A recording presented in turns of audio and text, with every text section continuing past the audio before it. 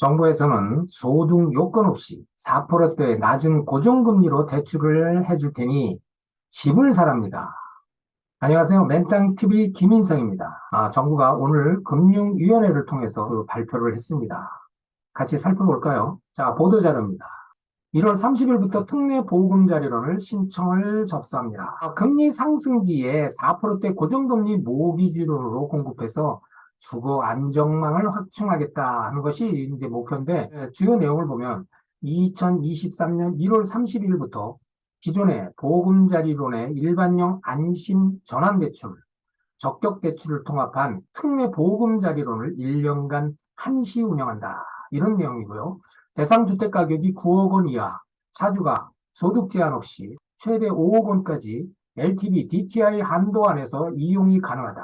여기 이제 그 DSR은 이제 미적용으로 이렇게 지금 나타나 있습니다. 시중 주담대 금리보다 낮은 금리를 1월 말부터 적용하겠다. 그래서 소득이 1억 이하인 경우에 4.65에서 4.95%, 주택가격 6억 초과 또는 소득 1억 초과 시에는 4.75에서 5.05%. 이 금리가 지금 이게 낮은 금리인지는 좀 살펴봐야 되겠습니다. 지금 시중은행의 하방 대출 금리가 지금 거의 그 비슷한 그 보금자리론 대출론을 가지고 지금 집을 사라고 하는데, 이것이 얼마만큼 우리 일반 서민들이나 또 주택 구입자들한테 도움이 되는지는 두고 봐야 되겠습니다. 하나하나 살펴보겠습니다. 지원 대상은 주택가격이 9억 원 이하 주택이 대상입니다. 시세평가는 KB시세와 한국부동산원, 또 주택공시가격이나 감정평가액 순으로 적용을 해서 9억에 대한 금액을 산정한다. 또 소득은 제한이 없다. 대출 자금 용도 사용은 이제 주택 구입 용도에 사용하고, 또 상환이나 대출 전환, 또 보존 용도, 임차 보증금에 대한 반환으로 이제 보존하기 위한 그 총 세 가지 용도로 이제 구분됩니다. 또 주택수는 무주택자는 물론이고 1주택자도 상환이나 전환 또 보존 용도가 신청이 가능하다. 이런 조건으로 실행을 합니다. 또 대체 취득을 위한 일시적 2주택의 경우, 일시적 2주택자들이 상당히 많습니다. 집을 뭐 넓히기 위해서 또는 그 상속 또는 결혼으로 인해서 2주택이 되는 경우 등등 상당히 많은데, 그런 경우에는 기존 주택을 2년 이내에 처분하는 것을 조건으로 이제 보금자리론으로 대출을 해주겠다. 이런 게 지금 규정이 나왔습니다. 지원 내용을 보니까 대출 한도는 주택금액이 9억 이내에서 5억 이내까지 대출을 받을 수 있게 한다. 이런 내용이고, 대출 규제 내용을 보니까 이제 LTV는 최대 70%입니다. 지금 그 규제 지역에서 비규제 지역으로 풀리면서 LTV가 최대 70%까지 가능합니다. 근데 거기에 이제 규정을 적용하고, 생애 최초 주택 구입자는 80%입니다. 좀 조건을 더 좋게 해줬죠. 생초들한테. 또 DTI는 최대 60% 내에서만 대출이 가능하다. 그 대신 DSR은 적용을 안 시키겠다.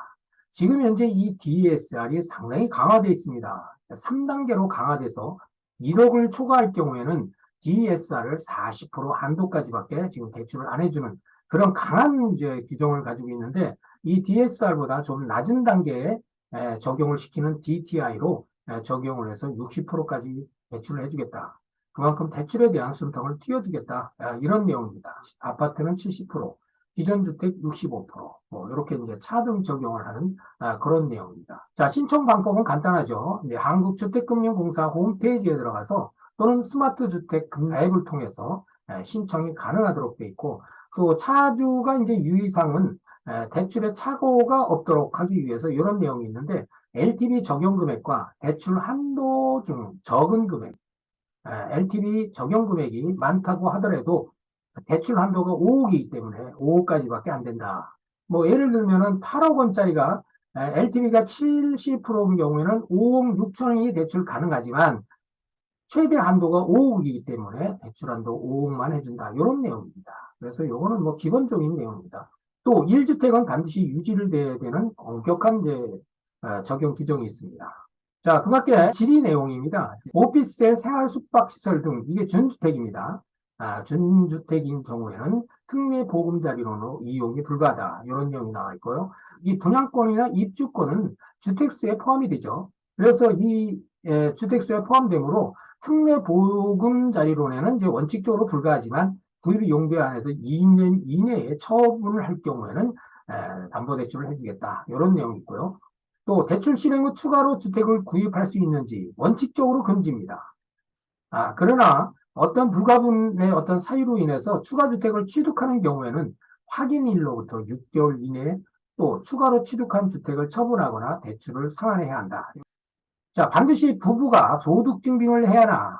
차주만 소득증빙을 해야 되지만 우대금리라는 게 있습니다. 우대금리를 적용받을 경우에는 부부 모두 또 소득증빙이 필요하다. 이런 규정이 있고요.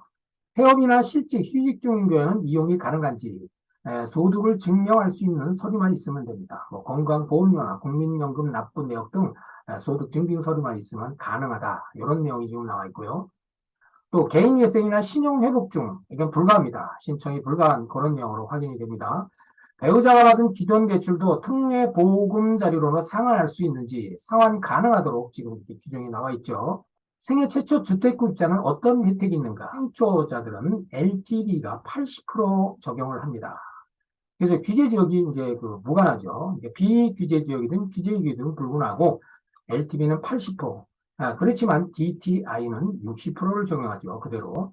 자, 매월 기준금리 조정 등으로 대출 신청 시점과 실행 시점의 금리가 다를 경우 어떤 금리가 적용되는지 낮은 금리가 적용됩니다. 대출 실행 이후 주택가격이 하락, 요즘 그런 일이 많이 발생합니다. 우대금리 요건을 만족하는 경우 우대금리 적용이 가능한지 대출 승인일을 기준으로 하고 또 주택가격이 6억 이하로 하락하여 우대금리 요건에 해당하더라도 우대금리는 적용이 되지 않습니다. 자, 지금까지 정부에서 발표한 특례보금자리론의 중요 내용을 살펴봤습니다. 주택 보유자나 무주택자나 지금 현재 고금리나 또 과도한 대출 규제로 상당한 어려움을 겪고 있는 것이 현실입니다.